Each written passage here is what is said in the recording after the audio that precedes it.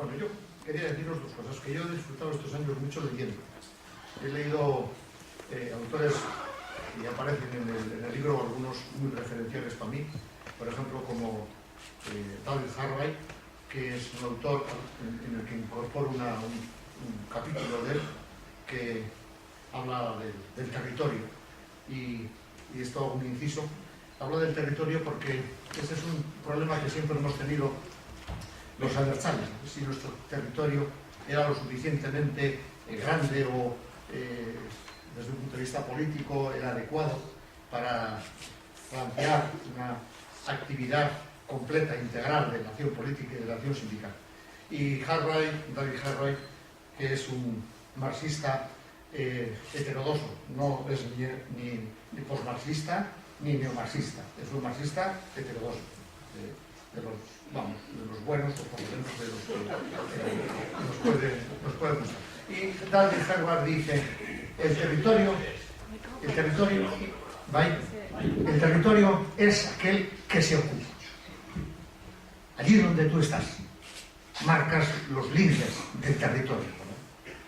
Y por lo tanto el territorio no tiene tamaño, no tiene ninguna otra especificidad más que la ocupación, el estar, el marcar presencia social, presencia desde la acción política, y ese es el territorio que vale, ¿no? Y otros autores también. He disfrutado muchísimo. Pero yo estos años, además de disfrutar mucho leyendo, he disfrutado mucho hablando con vosotros y con vosotras. En las manifestaciones, en muchos momentos que uno tiene la oportunidad de hacerlo. Y he disfrutado muchísimo porque, teniendo en cuenta la hostilidad del contexto en el que vivimos, los cuadros, la militancia de ELA, me ha transmitido ilusión, compromiso, ganas de hacer las cosas, y cada uno contaba una historia, ¿no? Este convenio no sé qué, esta huelga no sé cuántos, ahora estamos haciendo no sé qué plan de urbanización que está mejorando la época tuya, no está mucho mejor, ese tipo de cosas, ¿no? Y yo he disfrutado muchísimo. Y por eso el libro va dirigido a las mujeres y a los hombres de la cuarta generación de ELA, por su tenaz lucha a favor de los trabajadores o de la clase trabajadora vasca, ¿no? Esta es la dedicatoria que explica mucho más que las lecturas que he hecho por qué ha salido este libro. Este libro ha salido por vosotros y por vosotros, ¿no? Y la verdad es que es un sentimiento difícil de transmitir por palabras, ¿no? El estar uno jubilado, evidentemente siguiendo de cerca, y ver eso, ¿no? Ver ese nivel de ganas de hacer las cosas en situaciones francamente difíciles, ¿verdad? Bien. Bueno, pues y ya me meto ya en el libro. El libro, una mirada sindical contracorriente, podía ser una estrategia sindical contracorriente, pero eso, como la estrategia está muy manido, pues a mí se me ha ocurrido lo de la mirada. La mirada sindical contracorriente es una mirada crítica al neoliberalismo, sobre todo por la profunda fractura social que el neoliberalismo está creando. Y destacando en esa mirada crítica, porque a mí me parece que es muy importante hacerlo, destacando cómo esta enorme desigualdad derivada de la fase neoliberal se está haciendo con un ataque sistemático a las organizaciones obreras, a las organizaciones de clase. No es un elemento colateral de la estrategia neoliberal el ataque al movimiento sindical. Por eso también es una mirada crítica, además al neoliberalismo destructor de toda la organización alternativa, es una mirada también crítica, contracorriente, a que a pesar de eso, una gran parte del movimiento sindical occidental, europeo, para no perdernos en otras zonas que tienen sus otras peculiaridades, bueno, pues una gran parte del movimiento sindical se ha plegado a la hegemonía neoliberal, ha aceptado el papel que le ha asignado la hegemonía neoliberal y está haciendo un sindicalismo de contracorriente. Esta ha sido una de las mayores frustraciones que he tenido yo, por no decir la más grande como sindicalista. En los viajes que hacía, a veces muchas veces acompañado con Laura y otras veces solo, pero ver cómo funcionaba, en qué parámetros, con qué tipo de reflexiones, qué nivel de pobreza analítica, de tensión militante se veía alrededor nuestro, en el sindicalismo europeo. Esta ha sido una verdadera frustración, ¿verdad? De manera que también por eso es una visión crítica a esta acomodación de una gran parte del sindicalismo básicamente europeo a la hegemonía del neoliberalismo. De manera que el libro, en la primera, segunda y tercera parte, que es lo que dedico a esta cuestión, pretende ser una mirada crítica en este doble sentido, ¿no? Al neoliberalismo y a la acomodación de una gran parte del movimiento sindical europeo a esta hegemonía. Por lo tanto, es una mirada disidente y una mirada que pretende ser también, o que pretende incorporar elementos alternativos, de esperanza, ¿no? Propuestas, ¿no? Por supuesto, en ningún momento del libro pretende decir que esto es así o esto hay que hacerlo de esta manera o hacer otra. Es crear un nivel de reflexión, de debate entre aquella gente que le preocupa el movimiento sindical, que le preocupa la suerte de las organizaciones de clase, ¿verdad? Bien, ¿cuándo empieza esta acumulación por desposesión? Que así le llama Harvey, ¿no? Esta acumulación por desposesión. ¿Cuándo empieza? Pues, bueno, para poner una fecha, las fechas siempre son aleatorias, empieza en el año 75, ¿verdad? Este proceso de un capitalismo salvaje, lo que Krugman llama la gran divergencia, unos pocos ricos y una mayoría pobres. Es un mecanismo que utiliza cuatro elementos para hacer este proceso de acumulación tan salvaje. El primero, sin duda alguna, es el espectacular crecimiento de la plusvalía del capital trabajo, la plusvalía derivada del trabajo. Hay una divergencia entre los incrementos de la productividad por una parte y la caída espectacular de los salarios por otra. No se puede entender el neoliberalismo sin esta caída espectacular de los salarios. No es posible entender. El segundo mecanismo de apropiación es la desregulación financiera. Se crea un marco financiero sin ninguna norma, sin ninguna regla, sin ninguna garantía. Por eso luego viene la crisis y entramos en una fase capitalista caracterizada por la especulación financiera, donde los grandes beneficiarios, sin duda alguna, son los bancos, los grandes bancos. La tercera forma con que el capitalismo se apropia es a través de un comercio internacional que tampoco tiene ninguna regla de ningún tipo, ni condiciones de trabajo, ni condiciones ambientales, ni respeto a la soberanía alimentaria. Entonces, de la mano de las energías fósiles, esquilma prácticamente todas las riquezas del planeta, ¿no? Hay un apunte sobre el Congo. En el Congo han muerto más de 4 millones de personas. Algunos, con mucho cinismo, dicen que estos son enfrentamientos tribales.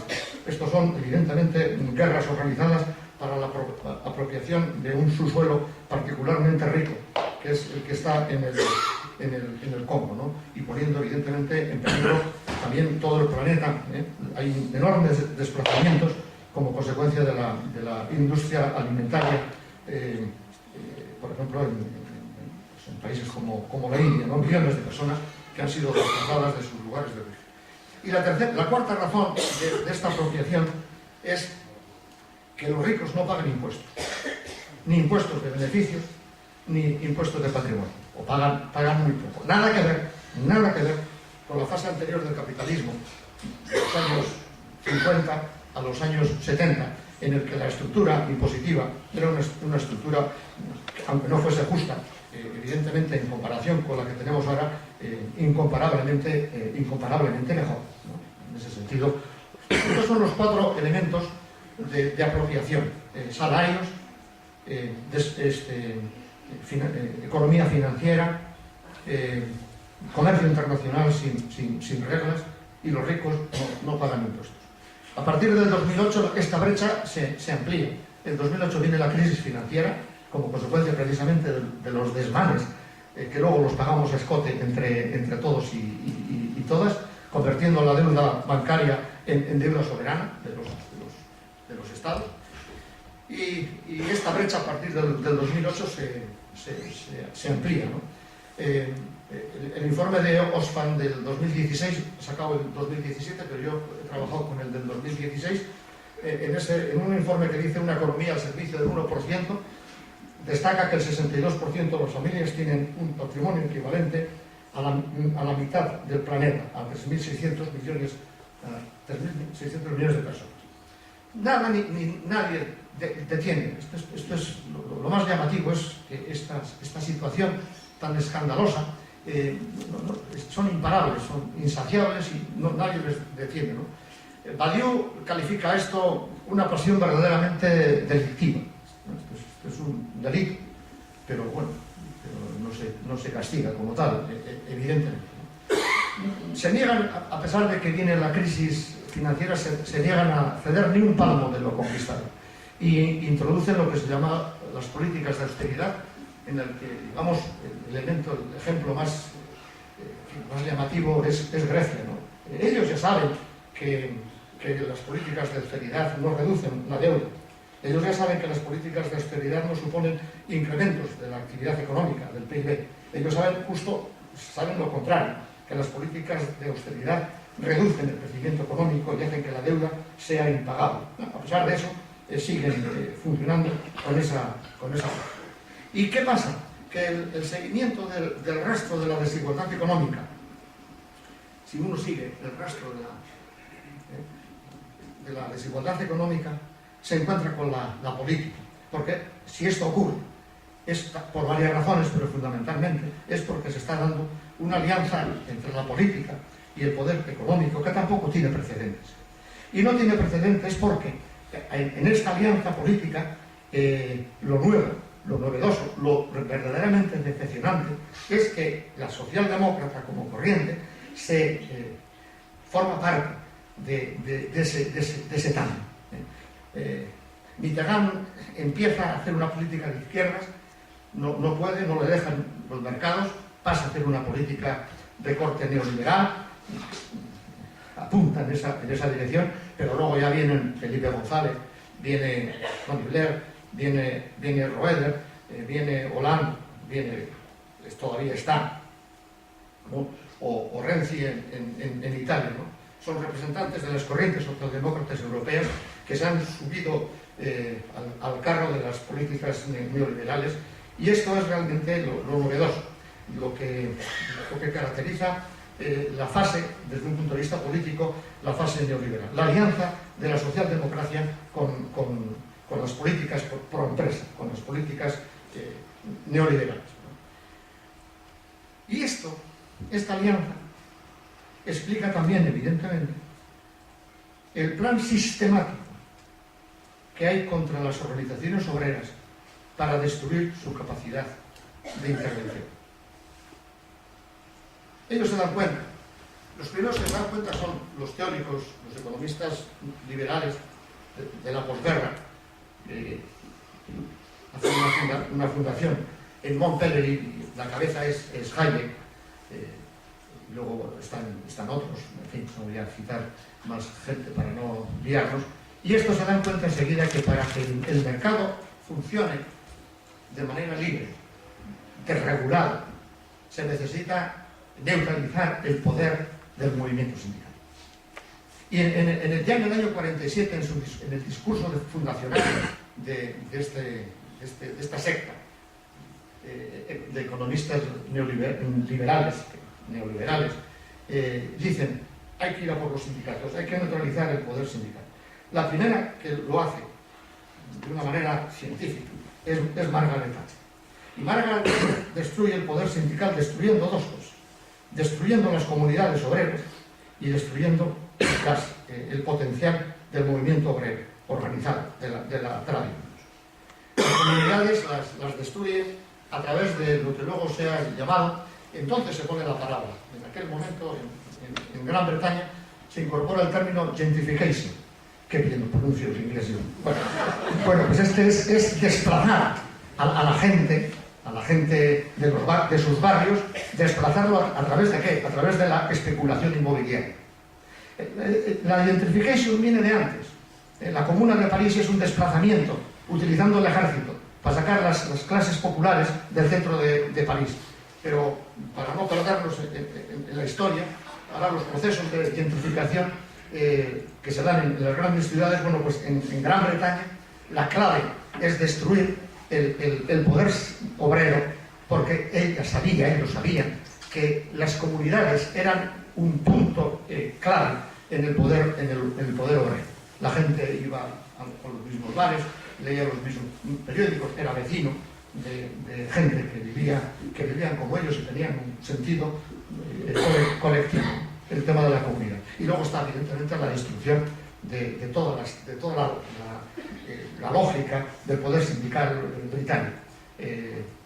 La obligatoriedad de sindicación en las empresas, que se llama el close-off, bueno, el tema de la negociación colectiva y otra serie de medidas que toma Thatcher contra el movimiento sindical. Pero ¿qué es lo que pasa?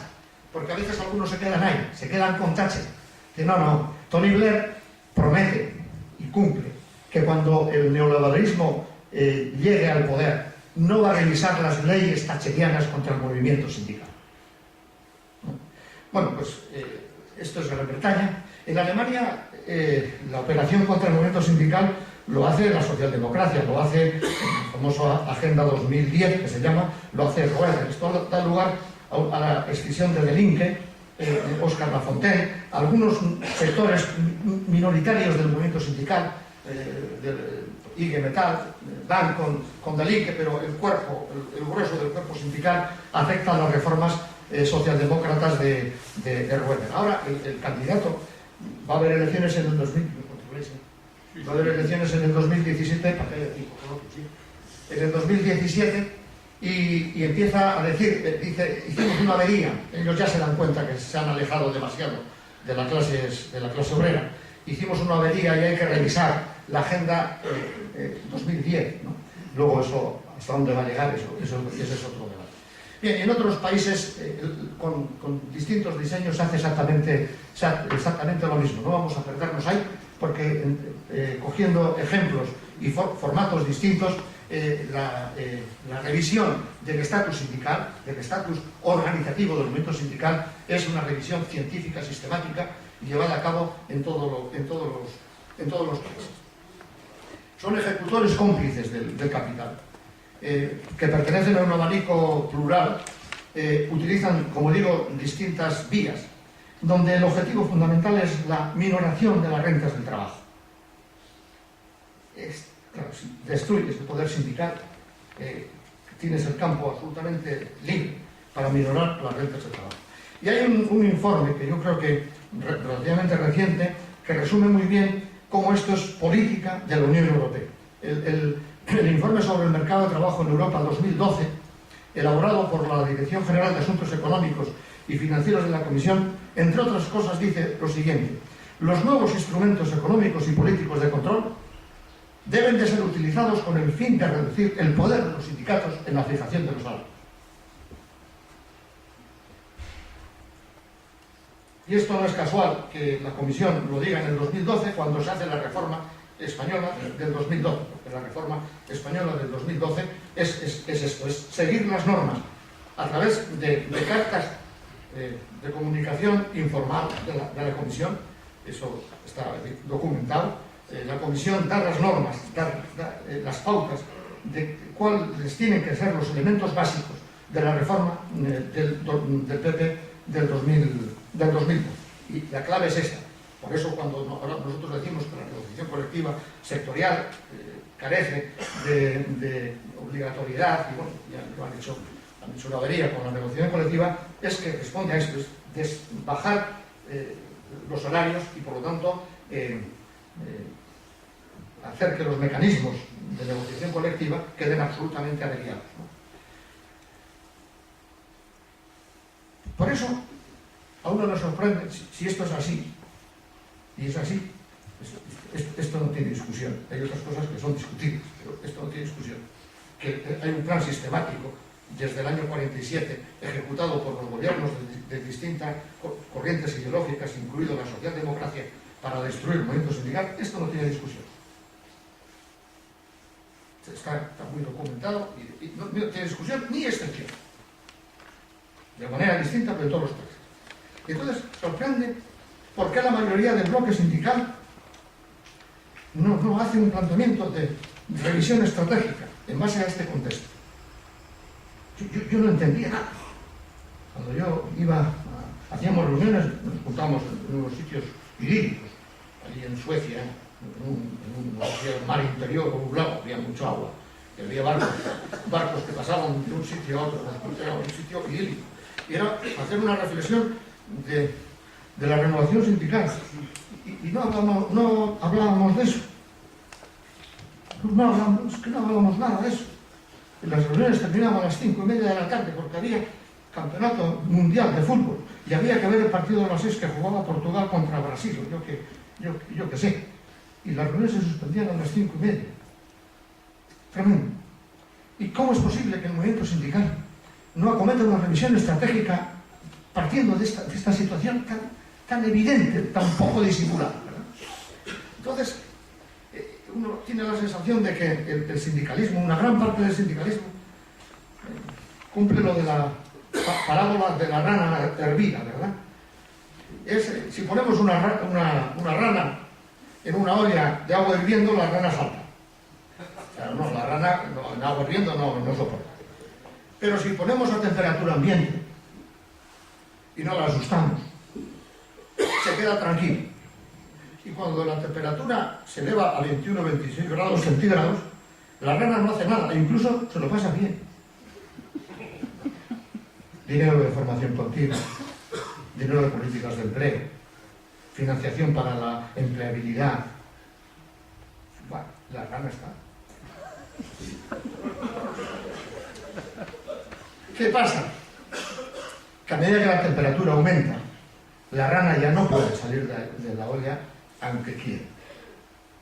Esta es la tragedia. La gran tragedia, una especie de insensibilidad militante, adormecida. Por supuesto, una atrofia organizativa tremenda. Tremenda.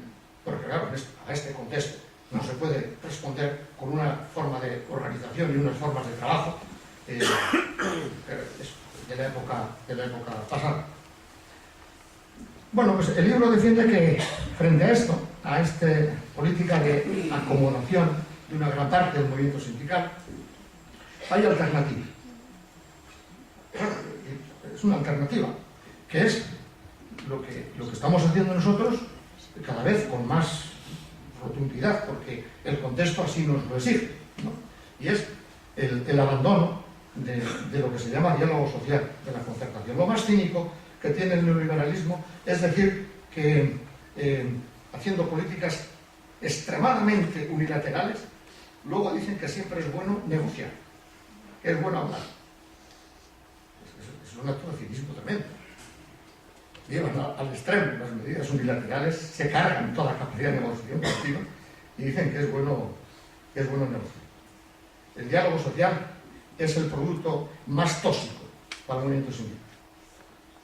El que lo toma, porque además no se puede tomar en dosis pequeñas. Es un mecanismo de la naturaleza que exige dosis crecientes. Yo no soy experto en drogas, pero dicen que hay drogas que también funcionan así. Van dosis crecientes, y hay un momento en el que quedas absolutamente condicionado por la droga del diálogo social. De manera que la alternativa es huir del diálogo social. ¿Qué es lo que pasa? Que para eso hay que tener recursos. Si no tienes recursos, no hay nada que hacer. Hay que tener sobre todo militancia y recursos financieros. Yo pongo por este orden, porque habiendo militancia, la militancia es capaz de sacar recursos financieros por debajo de las piedras, o de subsistir en una situación de extrema austeridad. Pero el sindicalismo de acompañamiento, el diálogo social, lo que mata, las células que matan, es la militancia. Con diálogo social no hay militantes. Con diálogo social hay actores que atraviesan el diálogo social. Y hay actores muy buenos, pero son actores, no hay militantes. De ahí que a mí me parece que, primero, partiendo del contexto, hay que cambiar de estrategia. Y la estrategia es eso, huir del terreno resbaladizo del diálogo social. Pero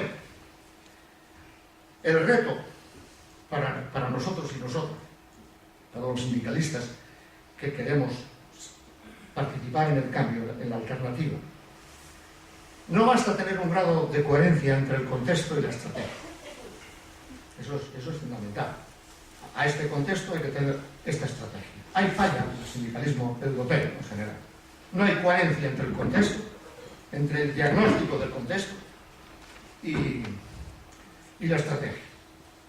Un sindicalista de la CPDT me decía, hace ya muchos años, porque todo lo que yo puedo contar son de hace muchos años, me decía, oye José, nos estamos moderando y estamos perdiendo una afiliación. Y dije yo, pues igual es por eso. Es decir, que ante un cambio del contexto tiene que haber un cambio de estrategia, pero no es suficiente.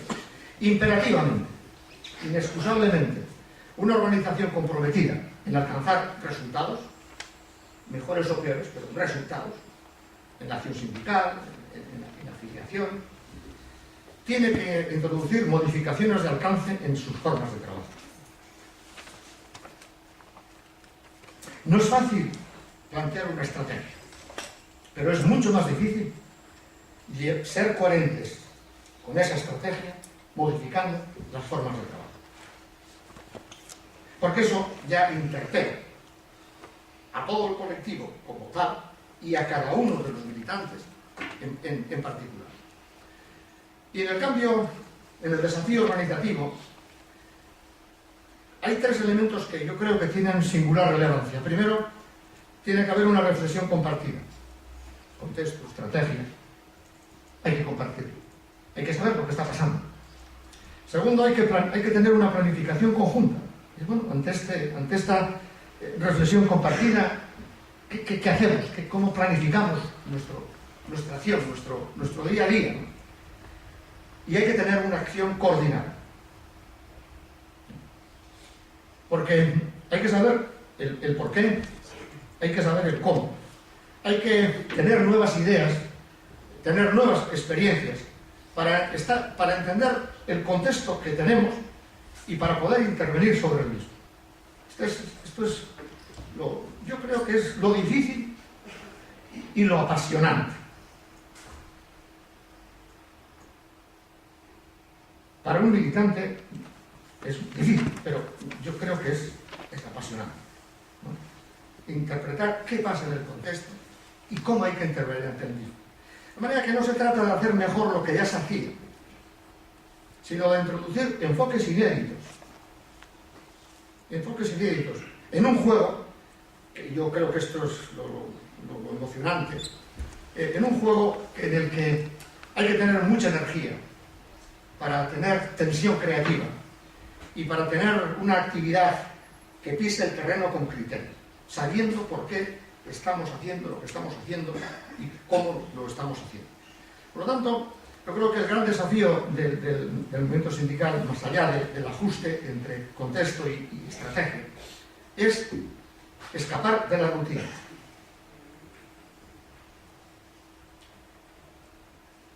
Y, desde luego, escapar de cualquier cosa que sea un relajo organizativo, porque lo organizativo es un elemento absolutamente sustantivo. En este contexto, a mí me parece, siempre mirando al tema organizativo, yo creo que tiene que haber reglas internas, que son reglas internas muy contadas, muy tasadas. Son reglas internas que se justifican o que tienen su sentido para mantener una agenda en el que los objetivos de la agenda se lleven a término. Y para mantener, evidentemente, el compromiso militar. Yo creo que esto es lo que, así, en fin, a mí me parece que es uno de los principales cometidos de toda dirección innovadora. No solamente innovar en la estrategia, sino innovar en las formas de organización, predicando con el ejemplo, es evidente, predicando con el ejemplo, apoyar todos los esfuerzos que hace la gente para dotarse de actitudes y bueno, pues para implantar nuevas formas de nuevas prácticas y, por supuesto, neutralizar aquellas resistencias que intenten boicotear este cambio de formas de trabajo. Y yo sí creo que aquel sindicalismo que sea capaz de alinear con el contexto, la estrategia y las formas de trabajo es un sindicalismo que realmente tiene espacios para salir adelante. A mí me parece que esa es la apuesta que debe hacer el movimiento sindical en general. Bueno, yo, después de una visión un poco así general, mirando sobre todo a Europa, ¿cuánto me queda? ¿Para aquellas preguntas? No, 20 minutos. Bien, 20 minutos, el tajo me ha dicho 20. Bueno, ya, luego en la cuarta parte ya paso al tema vasco, ¿no? Bueno, una panorámica un poco general, ¿no? donde yo creo que se transmite mucha preocupación del estado de salud del movimiento sindical. Es un movimiento sindical, además, en el que ha perdido toda conexión con la política como consecuencia, sobre todo, de la deserción de la socialdemocracia. Y es un movimiento sindical, en general, que no tiene mecanismos de intervención ni en la negociación colectiva, ni en la defensa de políticas de bienestar. Porque ese nexo de unión que tenía antes el movimiento sindical con las corrientes de cambio dentro del capitalismo, con la socialdemocracia, eso se ha roto. De manera que yo creo que hay un elemento de preocupación que está muy presente en el libro, es decir, nos han roto nuestros mecanismos de intervención en la negociación colectiva, estamos desconectados en la acción política porque la gran corriente tradicional alternativa, que era la socialdemocracia, alternativa dentro del capitalismo, pero alternativa, pues se ha ido a otra parte y no hay planteamientos de modificación estratégica y mucho menos de formas de organización novedosas, ¿no? Bueno, pues yo luego ya me meto en la parte cuarta en el tema nuestro, en el lugar vasco, ¿no? Porque el lugar vasco, yo creo que tiene, bueno, en esto estaremos todos de acuerdo, tiene dos características, ¿no? Una es un lugar donde tiene una larga tradición histórica de luchas políticas y sociales para defender la identidad nacional. Eso viene desde, no sé desde cuándo, pero bueno, pues los historiadores y las guerras carlistas, bueno, viene desde muy atrás. Es decir, que es evidente que nosotros tenemos un lugar, ocupamos un lugar en que la lucha nacional tiene una gran tradición y un gran arraigo, donde hay fuerzas sociales, políticas y yo creo que también culturales que están en la vanguardia y que a veces no le damos el valor que seguramente hay que darles. Pero a la vez, simultáneamente, en el lugar vasco se está teniendo una confrontación de modelo de sociedad entre los que quieren imponer la hegemonía neoliberal y aquellos que nos resistimos a esa hegemonía neoliberal. No se puede separar una cosa de otra. En la realidad, las dos cosas, el debate nacional y el debate de modelo de sociedad, la confrontación interna entre las dos formas de ver la sociedad, la neoliberal y una sociedad distinta, más justa, más solidaria, realmente se mueven en el mismo plano, ¿no? Y cuando, por ejemplo, nosotros decimos que hacemos una crítica a la utilización del concierto económico o del convenio, ¿no? Se nos dice que estamos en contra del concierto. Eso lo dijo Uriarte, ¿no? Eso es falsear. Nosotros no estamos en contra del concierto, evidentemente. Nosotros estamos en contra de la utilización sesgada por empresa que se hace del concierto o del convenio. Bueno, pues en este lugar vasco, ¿verdad?, en el que nosotros estamos, en el que convergen, confluyen dialécticamente dos elementos que son lo nacional y lo social, hay que ver, para marcar la estrategia, hay que ver qué estrategia tienen los que mandan. Yo tengo que situarme partiendo de conocer la estrategia de los que mandan. Y los que mandan en la política, y esto se puede matizar lo que se quiera, los que mandan en la política es el PNV. Claro, pues no en Navarra. No quiero abrir ese debate ahora, si luego hay coloquio. Yo creo que manda más que lo que parece, pero bueno, eso es otra cuestión. Porque no por casualidad tenemos una vicepresidencia económica con un dirigente del PNV. Pero ya habrá navarros que me maticen un simple apunte. Pero bueno, el PNV en el ámbito de la CAPV es que manda. Y manda con políticas claramente neoliberales. Claramente neoliberales. Tan claramente neoliberales que se ven en la política fiscal, en la política del control presupuestario, pero es que Urkullu se atreve a más, se atreve a teorizar y tiene unos lapsus thatcherianos, pero tremendos. Por ejemplo, cuando dice, solo Confebask y nosotros estamos en la realidad. O cuando dice, la única sociedad que yo entiendo es aquella en la que están las instituciones, los empresarios y la ciudadanía. Eso es Thatcher en Estado puro.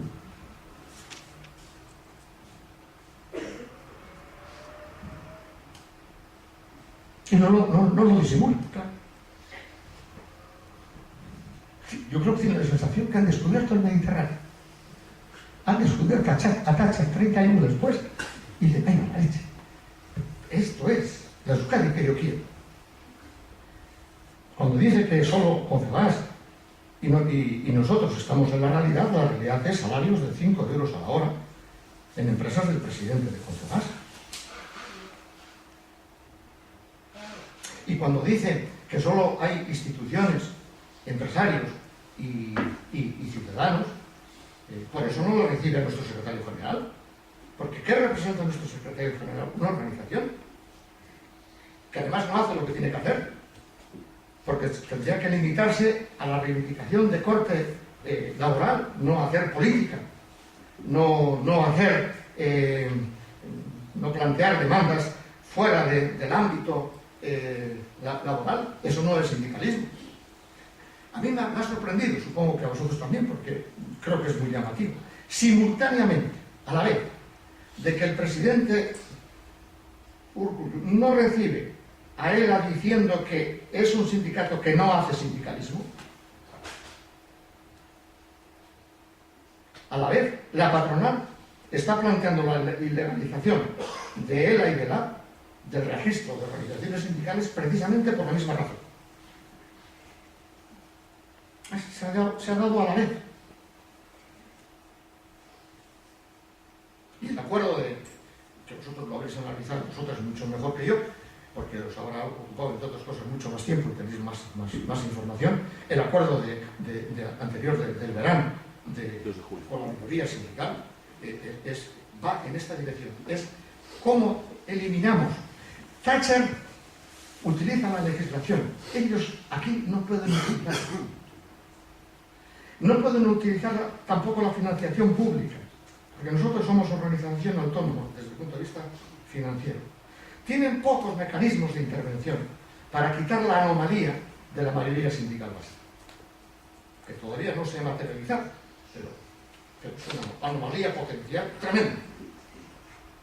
Y entonces, ¿qué es lo que hacen? El acuerdo de antes del verano.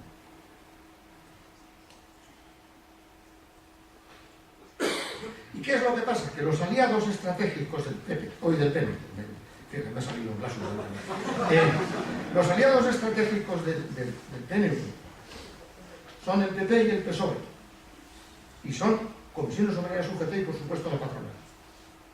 Y por eso, con ese modelo neoliberal, no se puede tener un programa soberanista. 6 páginas me he dedicado al Ibocentro. No sé si habéis tenido tiempo para mirar. 6 páginas me he dedicado al Ibocentro hoy a la intervención de ayer del mercado. Desde el neoliberalismo no se puede ir al soberanismo. Y yo en el libro lo que planteo es mi defección por parte del MNLV de que, a pesar de que es muy clara de que con esas políticas no se puede ir a una propuesta soberanista. Por eso el PNV ha acotado perfectamente ha acotado cuál es su escenario político, neoestatutista, en contenidos y en procedimiento. Solo vale lo que se acuerde con el Estado. No hay otra agenda. Y el MNLV dice que hay que hacer con el PNV acuerdos históricos, que pasan por la seducción de los presupuestos de Álava. Yo de cosas de seducción entiendo poco, no me he ido bien en esa cosa. Pero seducir con los presupuestos de Álava es muy llamativo. Yo diría que es una seducción casi obscena.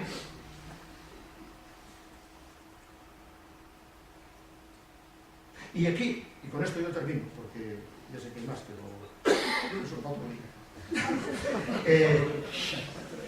Yo creo que aquí es el punto del libro donde realmente uno pretende abrir un debate, ¿no?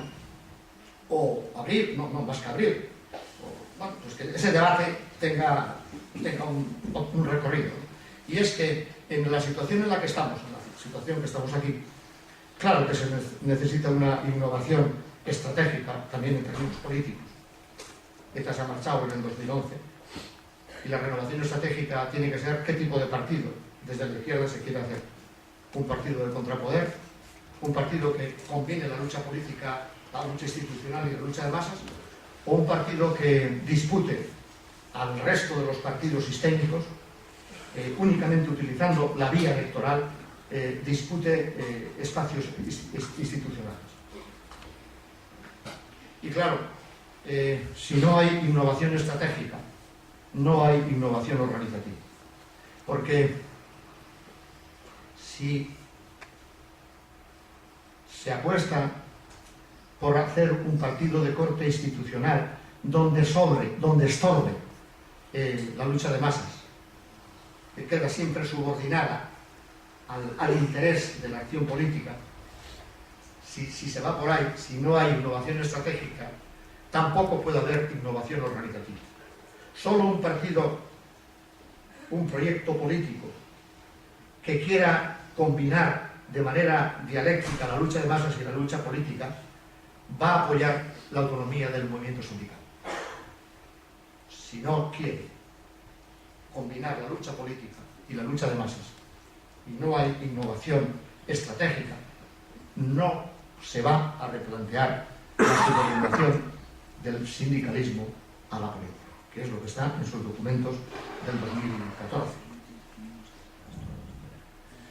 Y yo termino con una cosa que me ha dicho hace poco un viejo militante que ha leído el libro y está enamorado del libro, y me dijo una cosa que él pensaba que claro, me lo dijo para animarme y para decirme que el libro estaba muy bien, y me dijo: el libro tuyo, José, tendrá buena vejez. Y le digo: a mí me gustaría tener buena vejez, pero me gustaría que el libro, más que buena vejez, de alguna manera contribuyese a esta renovación estratégica y a esta renovación organizativa. Porque a él también creo que le traiciona el subconsciente cuando dice lo de la buena vejez, porque dice: si dentro de 20 años no se plantea una renovación estratégica y una renovación organizativa, el libro seguirá siendo vigente. Pues igual sí, pero bueno, sería mejor que no tuviese vejez. Bueno, pues